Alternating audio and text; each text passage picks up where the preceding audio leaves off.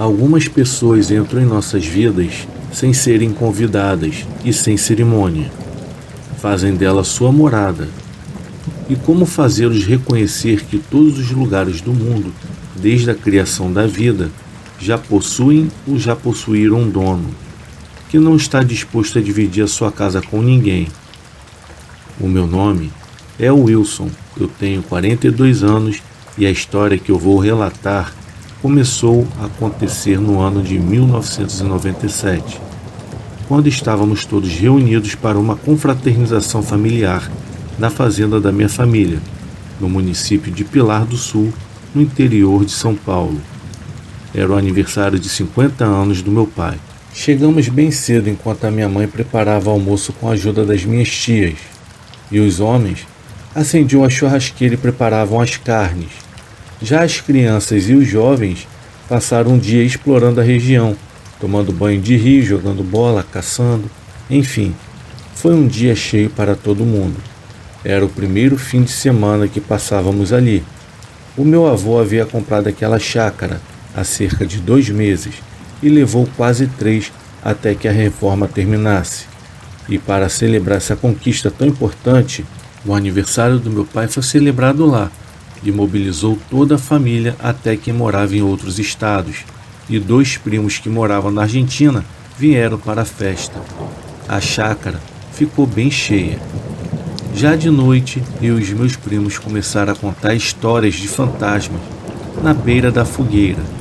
Claro que ninguém ali tinha talento para isso ou conhecia alguma história realmente assustadora. Então virou tudo mesmo uma grande piada.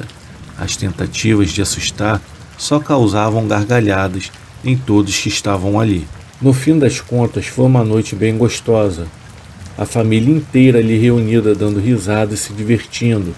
Era algo que não acontecia há muito tempo, desde que cada membro foi se mudando de cidade e alguns indo até morar fora. Essas grandes reuniões se tornaram bem raras. Então, quando fomos dormir, um dos meus primos achou legal fazermos a brincadeira do copo. Preparamos tudo em meu quarto. E para dar um toque especial a todo tipo de susto e medo, resolvemos apagar as luzes e acender algumas velas e incensos. Eu confesso que estava levando tudo na brincadeira e nunca fui de acreditar muito nessas coisas, até naquele dia. No meio da brincadeira, se é que podemos chamar isso de brincadeira, um forte vento tomou conta do quarto. Isso foi realmente estranho, porque estávamos com as portas e janelas fechadas. Então a minha prima mais nova começou a chorar freneticamente e ninguém conseguia fazê-la se acalmar. De repente, ela passou a rir compulsivamente e a sua voz passou a ter um tom sinistro e ameaçador. Ela começou a xingar todos que estavam no quarto e sem motivo.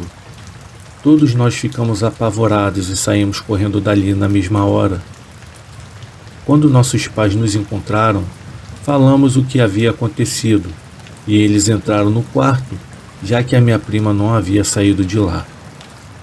Então, ao chegarem lá, eles encontraram a minha prima desmaiada e quando conseguiram fazer com que ela acordasse, ela ficou perguntando o que havia acontecido, pois ela não lembrava de nada.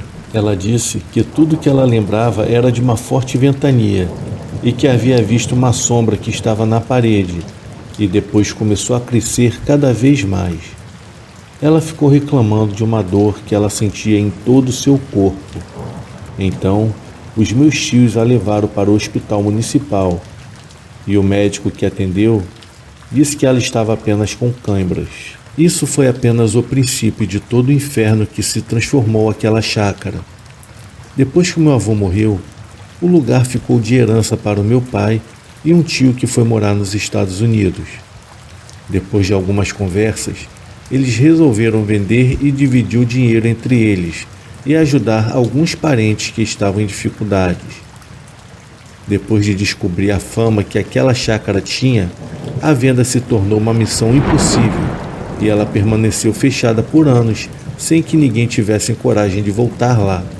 Em outra ocasião, no ano de 2000, Fomos para a chácara, eu, minha namorada e mais um casal de amigos, chamados Fabiano e Andréia. Nós chegamos em uma sexta-feira por volta de 11h40 da noite, muito cansados, e nem tiramos as malas do carro. Eu me lembro apenas que eu tomei uma ducha, eu e minha namorada, e fomos nos deitar. Foi quando eu comecei a ouvir um choro de uma mulher vindo do quarto onde eles estavam.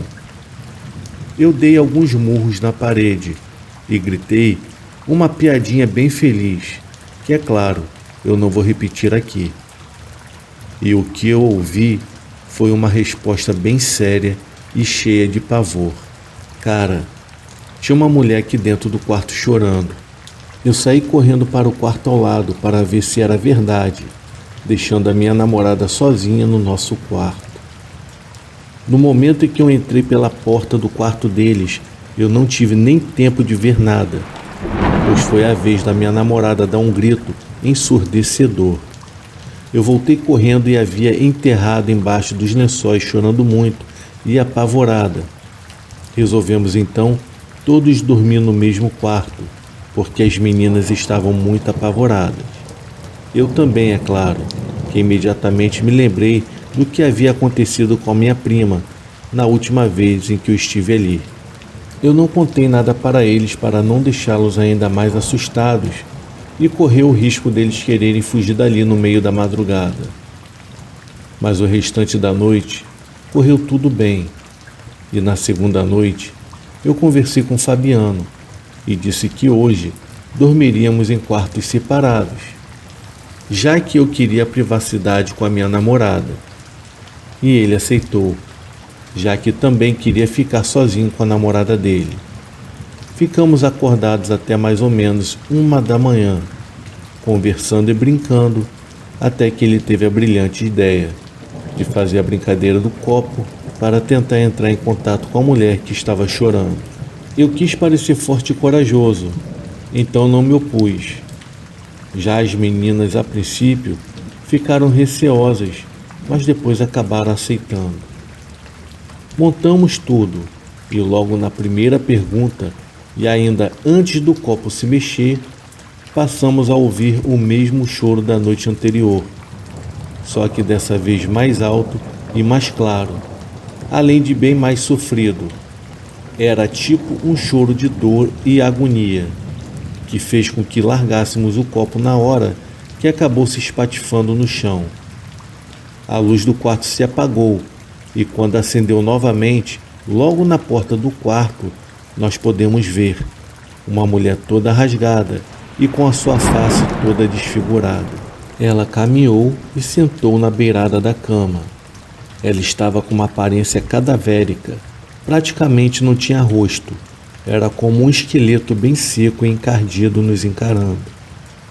Aí não teve quem segurasse a gente ali.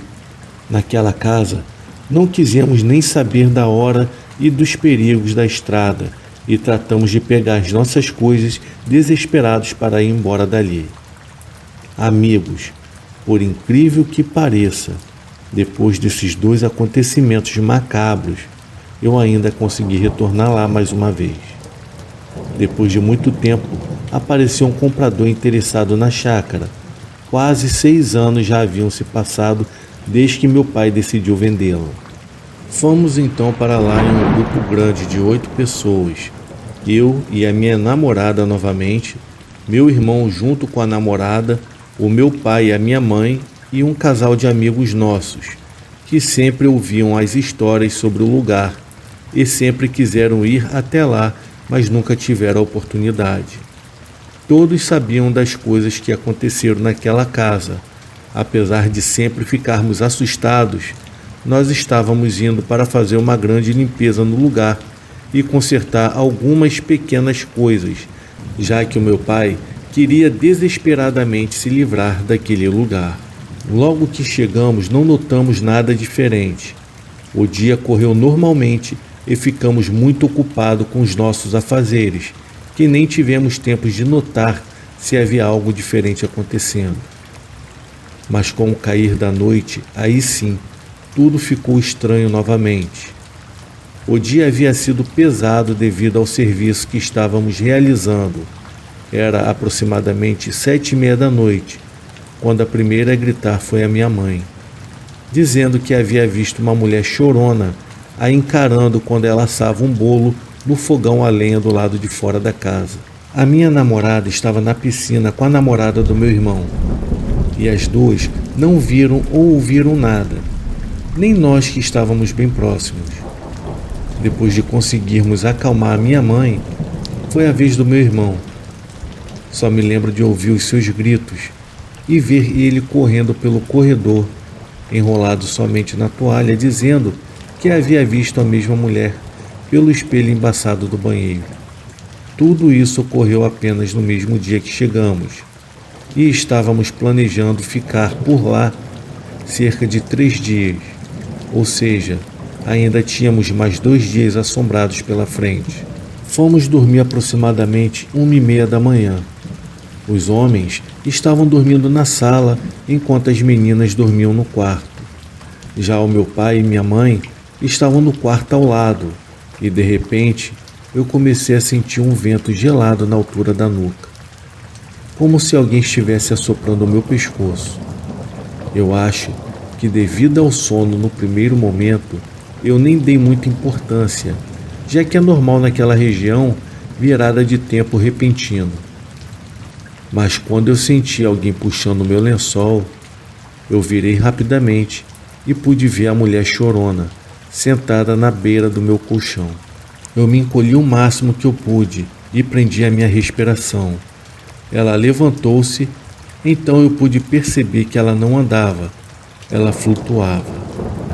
Ela então foi deslizando até onde eu estava encolhido e abaixou-se lentamente para me encarar de um modo assustador. Eu tentava gritar, mas a minha voz havia congelado totalmente. Aquela mulher mudou de fisionomia completamente, bem diante dos meus olhos. E o que era uma feição ameaçadora parecia agora ser um ser dócil e amável. Eu achei aquilo muito estranho. O meu irmão se assustou quando ele a viu bem próximo de mim. Ele deu um grito de pânico e ela novamente passou a ficar ameaçadora e foi embora atravessando a parede. Nem eu e nem mais ninguém conseguiu dormir o resto da noite. No dia seguinte, eu estava com muito sono e, para minha sorte, o tempo estava horrível. Então eu aproveitei para dormir. Deitei na cama de casal dos meus pais, que rapidamente eu peguei no sono. Pouco tempo depois, eu senti então alguém acariciando os meus cabelos. Ao abrir os meus olhos, e para meu alívio, era minha namorada. Eu senti então alguém acariciando os meus cabelos. Eu abri os olhos e, para o meu alívio, era minha namorada que havia se deitado na mesma cama ao meu lado. Então eu me virei novamente e voltei a dormir. Aí eu senti novamente os meus cabelos sendo acariciados, mas dessa vez de uma forma bem diferente. Eu senti uma coisa estranha. Era um carinho como eu nunca havia sentido antes. Era um carinho que percorria toda a minha cabeça até tocar a ponta da minha orelha.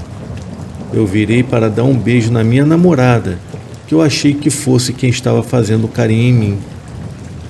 Quando, para o meu espanto, quem estava ali ao meu lado era a mulher chorona.